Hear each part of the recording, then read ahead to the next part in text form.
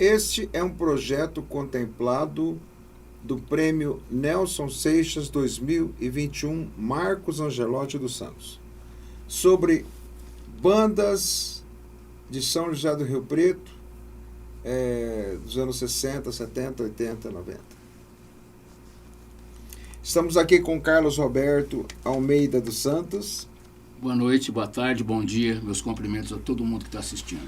Percussionista e historiador nato da história de Rio Preto musical. Percussionista do Defumados Rock Vintage. E aqui do outro lado, Sua Majestade Luizinho Ribeiro, fala as empresas. ProArte Comunicação. ProArte Comunicação, baterista, e etc, etc, etc. Também conhecedor profundo da história de Rio Preto. E eu, Marcos Angelotti, que vou fazer esse trabalho, vou desenvolver essa prestação de contas para a Secretaria Municipal de Cultura. Quem começa com as perguntas? Começarei, por que não? Carlos Roberto. Diga para mim uma coisa, Marquinhos, você que é um dos caras que chegou há muito tempo mexendo com música em Rio Preto, quando você chegou aqui, me fala da vida musical de Rio Preto na época. Fazer como político, boa pergunta. Realmente, muito boa. Eu, quando tive, antes de ser profissional da área, foi em 1968, 69, eu estava aqui em Rio Preto, mas não era músico. Eu trabalhava no escritório, tinha pouca idade, tinha 14 anos, 13 anos, mas eu já tive contatos com os shows que aconteciam naquela época. O Palestra fazia shows com as bandas locais, no caso, os Cometas, que eram muito fortes na época. Os Cometas eram uma banda que tinha metais, percussão, tecladista, baixo, bateria, cantor. Não, cantor não tinha, cantor era um dos integrantes. Era um monte de gente, os Cometas, tinha uns 8, 9. E tinha muito nome na região. Aqui, na região mesmo, próxima de Rio Preto. Eles trabalhavam porque todos eles tinham as suas profissões, né, Luizinho? Todos. E eles trabalhavam muito, os bailes deles eram Ipiguá, Guapiaçu, tudo pertinho. Rio Preto e tal. E o Five Kings também, que entrou em 68, muito forte. O Five Kings, eles tinham um quê mais de artista. Eles entravam no palco e o pessoal, o público, ovacionava como se fosse um artista. É incrível isso aí. Como eles tinham essa estrela, esse brilho, Five Kings. Inclusive, na época, aconteceram shows aqui em Rio Preto, no Palestra, no Ginásio Esporte Palestra, Roberto Carlos, Aguinaldo Timóteo, etc., que o Five Kings era o convidado sempre para abrir o show e o Roberto Toledo fazia essa abertura do show, que era o locutor Roberto Toledo, de Rio Preto. E o Five Kings, ele era dominante nessa área. E se tinha algum evento diferenciado, era Five Kings que tinha que fazer, porque ele era, como vamos dizer assim, o cocotinha das bandas de Rio Preto, né? Todo mundo escolhia. E eu vivi essa época como público. E foi me entusiasmando. E eu já estava aprendendo, já estava aprendendo a tocar violão. E isso foi me incentivando. Aí até que em 1971 eu zarpei daqui e fui parar em Araxá para estudar. Mas a vida musical de Rio Preto, de bandas, era fértil demais. Muito fértil, já em 69. Quais eram as bandas dessa época aí que se destacavam assim, no final dos anos 60, começo dos anos 70, as bandas de baile assim, que mais se destacavam? Os Mugs, que era do Egberto Machado. Que depois passou a fazer parte dos Cometas, não foi? Ou foi bem... Os Mugs, ele rodou até um certo tempo com os Mugs, que eu acho que foi ali por volta de 76, 77, ele entrou, os Mugs acabaram, Os Mugs. Por que o nome Os Mugs, pessoal? Porque o Roberto Carlos, na Jovem Guarda, ele desenvolveu alguns amuletos. Entre eles, um chaveirinho, que na ponta dele tinha só a cabecinha de um bicho, que ele colocou o nome de Mug. Interessante, eu não sabia disso. Você não sabia? Não. E o Gilberto pegou o nome para a banda dele, Os Mugs. Interessante. Acredite se quiser. Mas na época, respondendo a sua primeira pergunta, sábio Luizinho, os Mugs... Mas os Mugs eram o contrário. Os Mugs tocavam no Rio Preto, quase eu não conhecia eles. Era fora de Rio Preto, Carlão. Certo. Os Mugs, eles predominavam fora, mas fora mesmo. Goiás, Minas, Araçatuba, essa região forte. Acho que por isso, inclusive, que a banda não foi muito para frente, porque um era engenheiro, o outro se formou em advocacia, e viajar longe já se tornou difícil, tal. E só o baterista Marquinho, falecido, que não acho que para ele não tinha problema, mas o resto impossível. Porque já na época, em 74, por aí, eu comecei a fazer freelance também para os Mugs, no lugar do guitarrista, porque ele não podia ir por estudo, por trabalho, alguma coisa, ele não podia ir. Então eu já estava substituindo ele. Mas eram os Mugs, eram o Five Kings. Tinha o The Lonely Boys também, não tinha? Não é dessa época? Então, o Mugs, The Five Kings, os Cometas. Esses dois, como eu disse antes, mais na área de Rio Preto mesmo, em região, aqui por perto. O Lonely Boys eram 4 caras, baixo, bateria, teclado e guitarra, dos quais 3 irmãos, Rui, Rubão e o Nardo. O Rui, mais tarde, veio a ser o baixista, contrabaixista da banda Apocalipse, por muito tempo. Mas ali na época do Lonely Boys, ele foi fantástico. A banda foi fantástica, o Lonely Boys. Só que o Lonely Boys era ativo também fora. Tocava muito fora. As vendas deles eram... A L. Ribeiro, né, que cuidava dessa parte.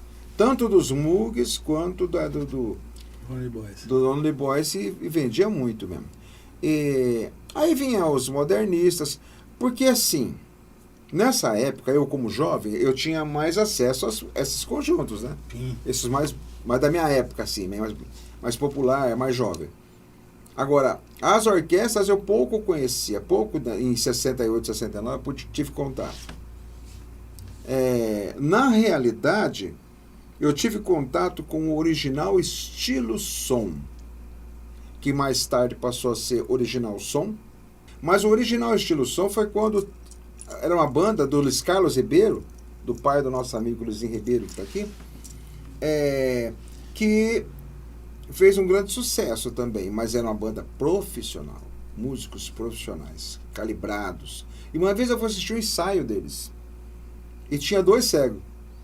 Era o William e o Jamil. Isso. 2 cegos, tecladista e baterista. O baterista William Bacite, mais tarde, foi ser também baterista da Tropical Brazilian Band e também, mais tarde, do Apocalipse.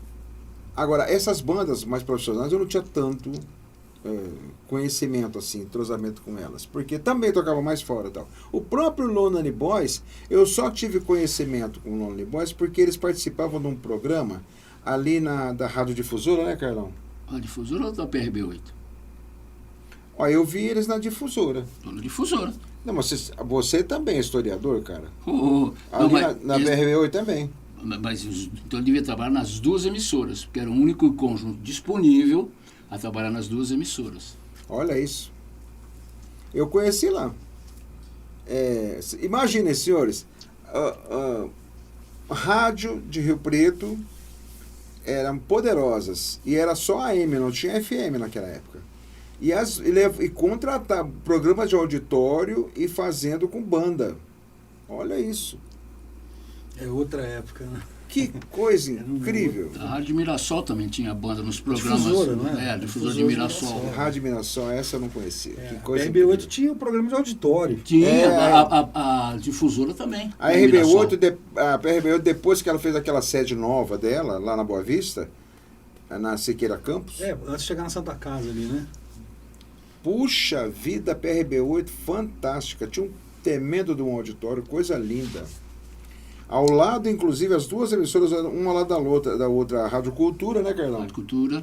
E a Cultura, que mais tarde estava ali na Boa Vista, ao lado da PRB8. E aí ela foi para o centro da cidade, se tornou da Rede Piratininga. Rádio Piratininga. Mas, enfim, as emissoras de rádio... É interessante isso, viu, Carlão? As emissoras de rádio da época, elas tiveram uma vida forte paralela com bandas de Rio Preto. Foi. O crescimento, a força, a ligação... Era muito interessante isso, viu? Hoje não existe mais isso, mas naquela época era forte, sim. Era um ajudando a promover o outro, né? Exatamente. Praticamente. Era uma... Nós contamos... Teve uma época que existia aqui em Rio Preto o Ponto dos Músicos, chamado Príncipe Lanches. Era exatamente numa esquina da rua Siqueira Campos com a rua Bernardino de Campos. Na esquina, de frente com a catedral. Ali era o ponto dos músicos. E aquilo ali fervilhou de tal forma, pegou ali do final dos anos 72 até 74, muito forte, muito forte. Teve uma época que tinha, veja, mais de 20 peruas Kombi, porque naquela época as bandas viajavam em Kombi, perua Kombi. E então chegava às 10 horas da noite, os músicos começavam a descer para o ponto. Segunda, terça era, nossa, muito forte. Segundas e terças à noite. Então desciam e se formavam os grupinhos conversando, era muito legal, porque foi uma coisa muito natural. E mais de 20 combis no seu auge. Você imagina quanta gente não tinha lá de músicos. Mas teve uma noite que nós contamos, a título de curiosidade, eu nunca me esqueço isso. Quantas bandas tinha em Rio Preto? Entre Irmãos Moreno, Lonely Boys, Apocalipse, vai ver mais de 32 bandas, mais de 32, incrível. Também porque as bandas naquela época era de 4, a média era de 4 a 6 elementos, né?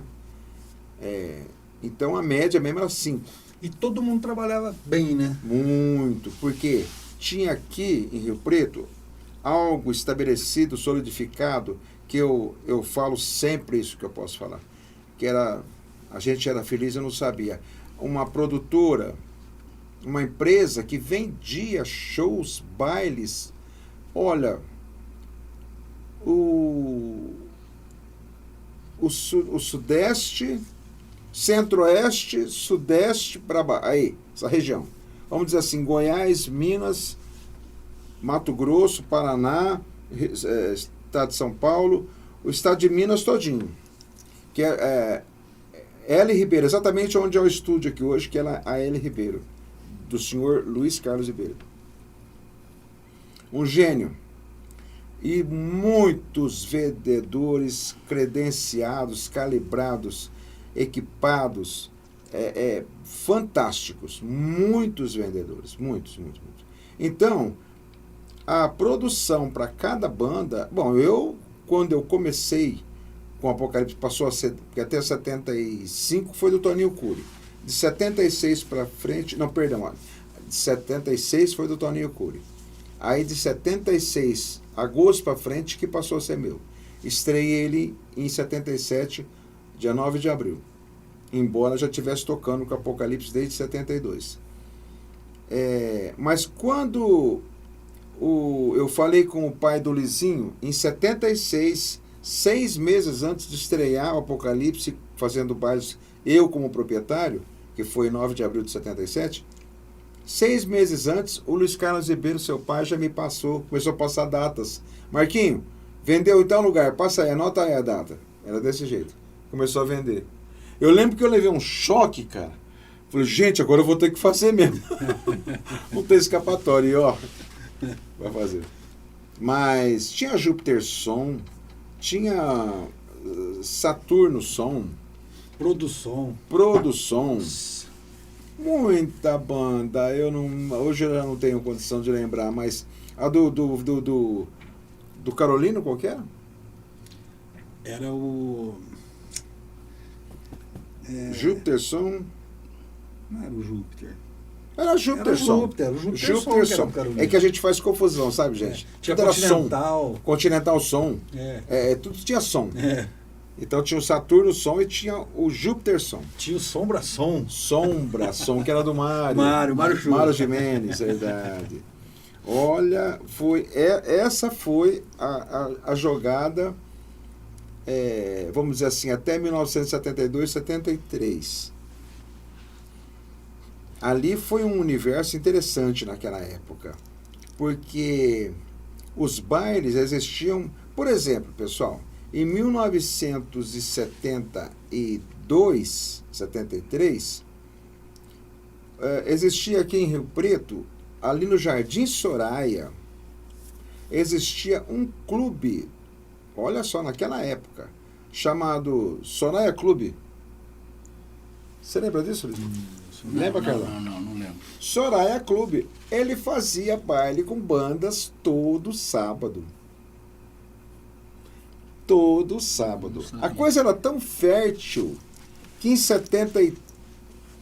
em 1972 eu conheci o Apocalipse. De que jeito?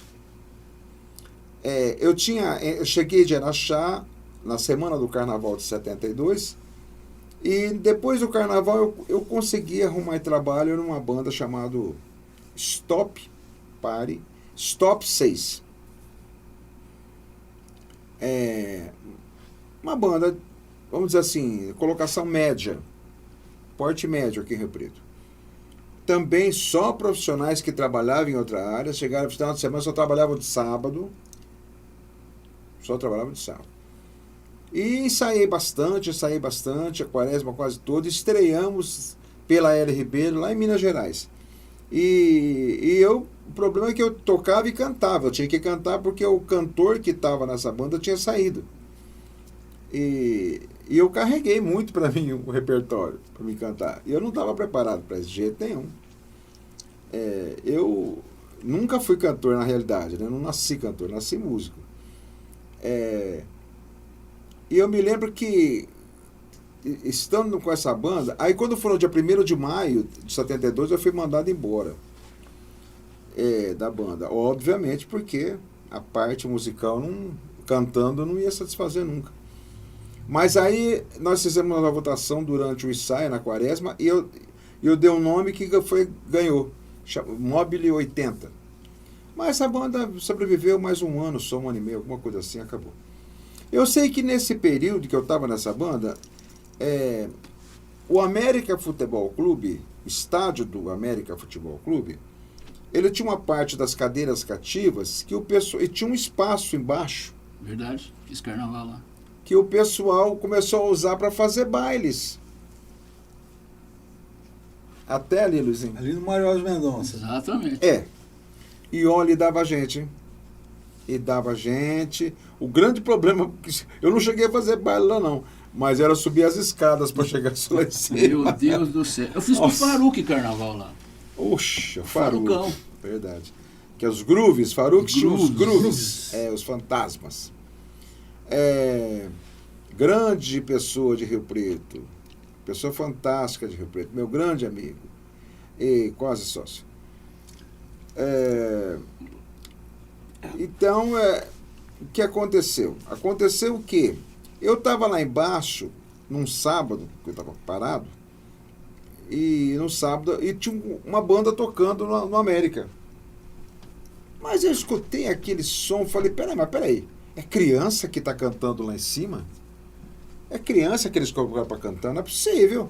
Quer dizer, aquilo aguçava uma curiosidade. É interessante que, como a mim, todo mundo estava lá embaixo, queria subir para ver. É onde comprava o ingresso, né? E eu não escapei. Paguei o ingresso e subi. Cheguei lá e eu vi 2 marmanjos cantando com voz de menino.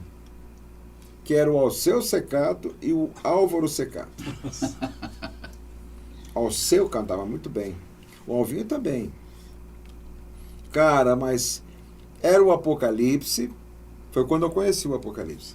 Era o Apocalipse, estava em 4, Toninho Cury, Camin, tecladista em memória, o Alceu e o Alvinho. O Alvinho era um guitarrista base, porque o guitarrista que trabalhava com eles tinha saído.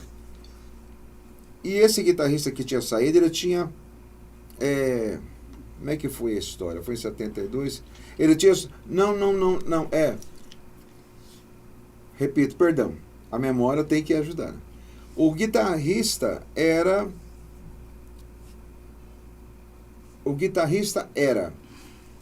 até antes um pouco, o Valdomiro Lopes, ex-prefeito de Rio Preto. Quando o Valdomiro saiu por questão de estudo, que ele estava fazendo medicina, colocaram o Alvinho. Mas o Alvinho, que é irmão do Alceu, o Álvaro Secato, locutor mais tarde de rádio, muito bem sucedido, ele estava assim, totalmente principiante na guitarra, não tinha prática nenhuma, coitado. Ele estava fazendo o máximo que ele podia. Então precisava de um outro guitarrista ali para poder, né, para ele ficar só na base e cantar, porque ele cantava cantava bem. Então foi onde eu tive o contato com o Apocalipse, e foi só. Nós vamos interromper esse primeiro podcast.